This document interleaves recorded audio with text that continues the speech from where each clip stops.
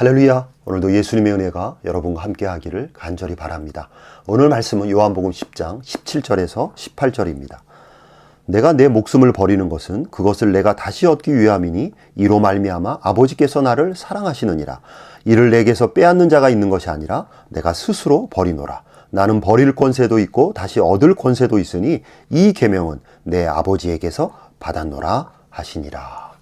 오늘 말씀에서 예수님은 왜 자신의 목숨을 버리시는지 그 이유를 알려주고 있습니다. 17절에 보면 내가 내 목숨을 버리는 것은 그것을 내가 다시 얻기 위함이다. 즉 예수님이 예수님의 목숨을 버리시는 것은 다시 얻기 위해서 버리신다고 말씀하시는 것입니다. 이 말씀에는 여러 가지 의미가 함축되어 있습니다. 목숨을 버리시는 것은 십자가의 죽음을 의미하는 것이고 다시 얻는다는 것은 부활을 의미합니다. 즉 예수님은 부활을 바라보시면서 십자가의 죽음을 맞이한다는 것입니다. 십자가의 죽음은 그 당시 가장 저주스러운 죽음이었습니다. 십자가의 죽음은 가장 비참한 죽음이었습니다. 그러나 그 십자가의 죽음은 인류를 구원하기 위한 희생의 죽음입니다. 세상 권력자들의 권세를 이기지 못해서 실패로 죽는 죽음이 아니라 인류의 모든 죄를 속죄하시기 위한 구원자가 대신 희생하시는 죽음입니다. 또한 예수님의 죽음은 타락한 인간들의 죄값을 대신 치르시는 희생의 죽음이지만 그러나 자신의 죄는 하나도 없는 죽음입니다. 예수님 자신에게는 죄가 하나도 없어서 죽음의 권세가 영원히 예수님을 죽음으로 붙잡아 둘 수 없는 바로 그러한 죽음입니다. 그러므로 예수님은 사망 권세를 깨트리시고 다시 부활하게 됩니다. 그런데 예수님의 부활은 예수님 자신만의 부활로 그치는 부활이 아닙니다. 예수님의 부활은 장차 예수님 안에 있는 모든 성도들의 부활이 약속된 부활입니다.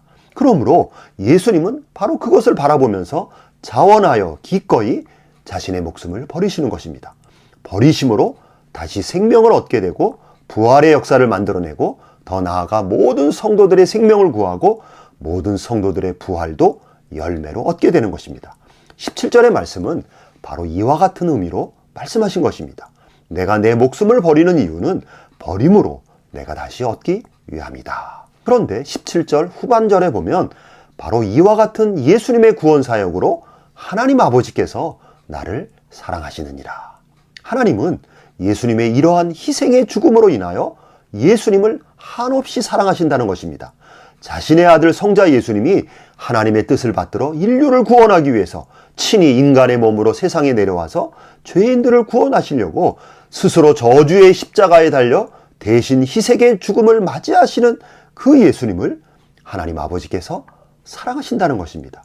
여러분, 아무리 부활의 영광이 기다리고 있지만 그래도 예수님은 삼위일체 하나님의 성자 하나님이십니다.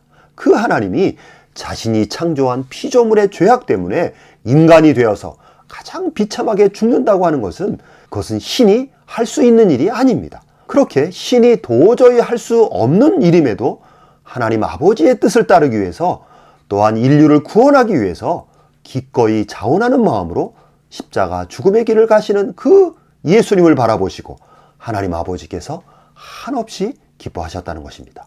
더 나아가 그러한 예수님의 사역으로 인하여 인류의 구원의 문이 활짝 열리고 하나님의 백성들을 다시 모을 수 있게 되어 하나님께서 기뻐하신다는 것입니다.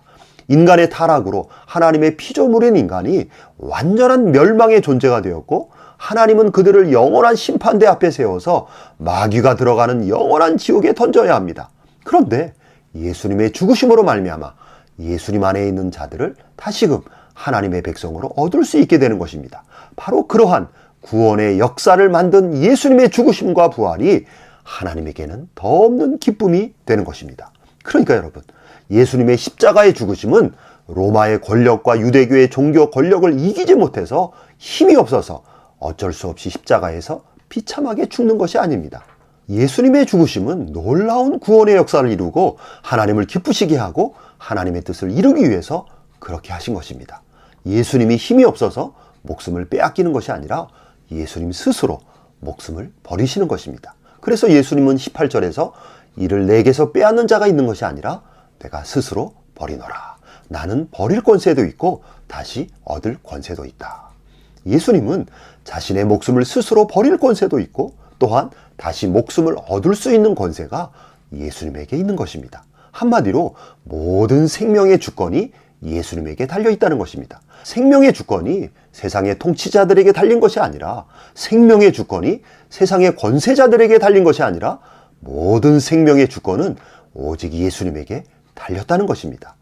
예수님의 생명 역시 예수님의 주권에 달려 있습니다. 그래서 예수님은 자신이 목숨을 버리기도 하시고 다시 목숨을 얻기도 하십니다. 바로 이 계명을 내 아버지에게서 받았다. 18절 마지막 말씀에서 예수님이 하신 말씀입니다. 여기서 계명이란 생명의 주권이 예수님에게 있다는 말씀이며, 또 하나님이 허락하신 대계명이라는 것입니다. 모든 생명의 주권을 하나님께서 예수님에게 위임하셨습니다. 이것이 성경에서 매우 중요한 계명입니다. 우리는 계명하면 무엇을 해라, 무엇을 하지 말라, 이런 계명만 알고 있는데, 그런 계명보다 더 중요한 계명은 바로 모든 생명의 주권이 예수님에게 속해 있다는 바로 그 계명입니다. 사람이 죽고 사는 문제가, 그 주권이 바로 예수님에게 달려 있다는 것입니다. 그것이 하나님께서 세우신 대계명입니다. 우리는 오늘 이 말씀을 통해서 생명의 주권자 되시는 예수님을 깨달아야 합니다. 모든 인간의 생명이 예수님에게 달려 있다는 것을 우리는 잘 알아야 합니다. 하나님께서 당신의 아들 예수님에게 모든 생명의 권한을 위임하셨습니다. 그러므로 우리 성도의 삶과 죽음은 예수님의 권한 아래 놓여 있습니다.